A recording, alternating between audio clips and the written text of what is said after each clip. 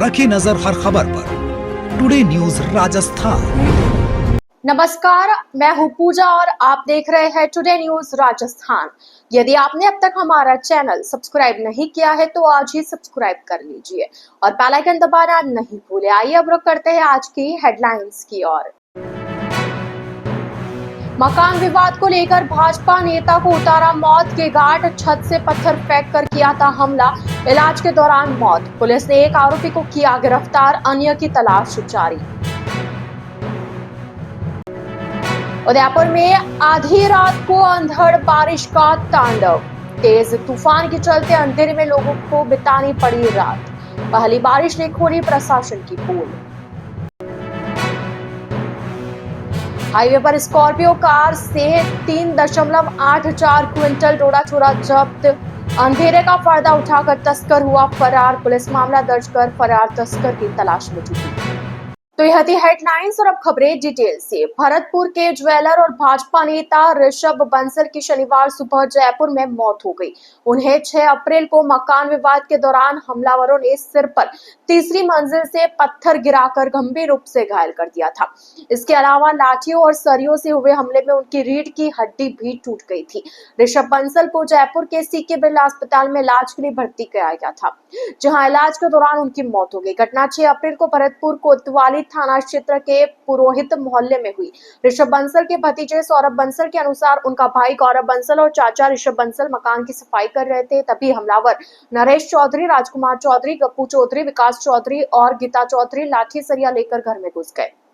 हमलावरों ने परिवार के लोगों से मारपीट शुरू कर दी और नरेश चौधरी ने तीसरी मंजिल से पत्थर फेंककर ऋषभ बंसल को गंभीर रूप से घायल कर दिया।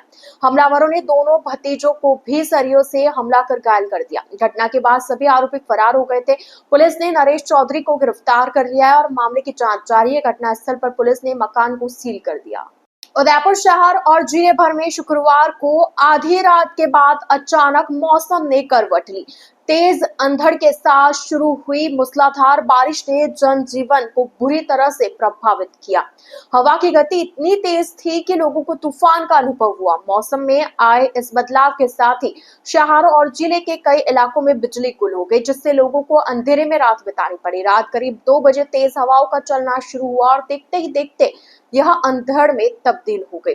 कड़कड़ाती बिजली और तेज हवा के साथ हुई बारिश ने लोगों को घरों में दुबकने पर मजबूर कर दिया। कई इलाकों में रात भर बिजली आपूर्ति बाधित रही तो कुछ क्षेत्रों में सुबह 5 बजे के बाद बिजली गुल हुई। शहर में तेज हवा के कारण कई स्थानों पर नुकसान की खबरें सामने आई। कुम्हारों का भट्टा चौराहा पर हाल ही में स्थापित पुलिस का केबिन तेज आंधी के कारण अपनी जगह से गिर गया। वहीं कुम्हारों का भट्टा माली कॉलोनी रोड पर कृषि विभाग के कार्यालय के बाहर एक विशाल पेड़ धराशायी हो गया, जिससे सड़क के एक तरफ यातायात पूरी तरह से बाधित हो गया।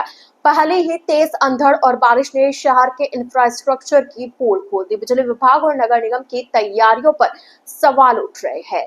चित्तौड़गढ़ जिले में मादक पदार्थों की तस्करी के खिलाफ चलाए जा रहे विशेष अभियान के तहत चित्तौड़गढ़ पुलिस को बड़ी सफलता मिली है।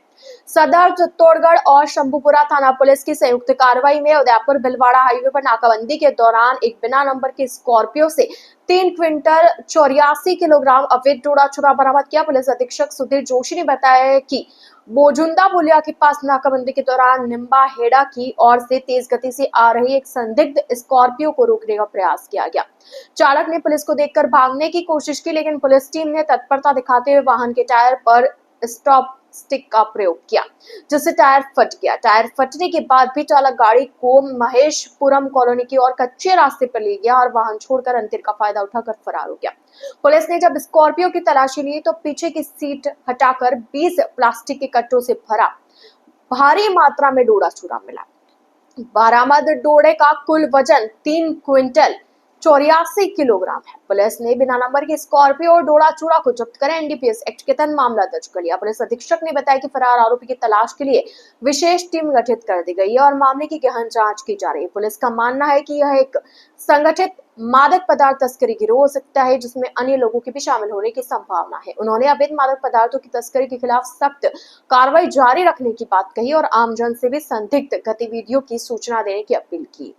उदयपुर में पुरोहितों की मादड़ी रोड नंबर 5 स्थित प्राचीन मेहंदीपुर बालाजी हनुमान मंदिर में हनुमान जन्मोत्सव का पावन पर्व श्रद्धा और उल्लास के साथ मनाया गया। इस मंदिर की स्थापना 2 अप्रैल 2007 को हनुमान जयंती के शुभ दिन स्वर्गीय प्रीतम सिंह यादव ने की थी। तब से उनके परिवार द्वारा हर वर्ष इस दिन विशेष भव्य पूजा अर्चना और जन्मोत्सव का आयोजन होता है। इस वर्ष भी स्वर्गीय प्रीतम पहलवान की स्मृति को जीवंत रखते हुए उनके परिवार ने मंदिर में विशेष पूजा और विशाल प्रसाद वितरण का आयोजन किया। स्वर्गीय पहलवान के भाई गोपाल यादव, उनकी बेटी मंजू यादव, अंतर्राष्ट्रीय पदक विजेता खिलाड़ी राजकुमारी यादव, बेटे आशु यादव, रिंकू यादव, मुकेश यादव और भतीजे प्रकाश यादव सहित परिवार के सभी सदस्य अपनी पत्नियों और बच्चों के साथ इस मंगल अवसर पर उपस्थित रहे। हनुमान जन्मोत्सव के इस पावन अवसर पर स्वर्गीय प्रीतम पहलवान के परिवार ने मंदिर में दर्शन के लिए आए श्रद्धालुओं और राहगीरों को फल, शीतल लस्सी, छाछ और पारंपरिक बूंदी का प्रसाद वितरित किया। यह सेवा भाव आसपास के क्षेत्रवासियों और दूर दराज से आए भक्तों के लिए आयोजित किया गया था। मंदिर को विशेष रूप से सजाया गया था और पूरे दिन भक्तों का तांता लगा रहा। सभी ने मिलकर हनुमान जी की आरती में भाग लिया और भक्तिमय भजनों का गायन किया। टुडे न्यूज राजस्थान के इस बुलेटिन में फिलहाल के लिए इतना ही। तो अब दीजिए इजाजत पूजा को और आप इसी तरह बने रहिए टुडे न्यूज राजस्थान के साथ। नमस्कार।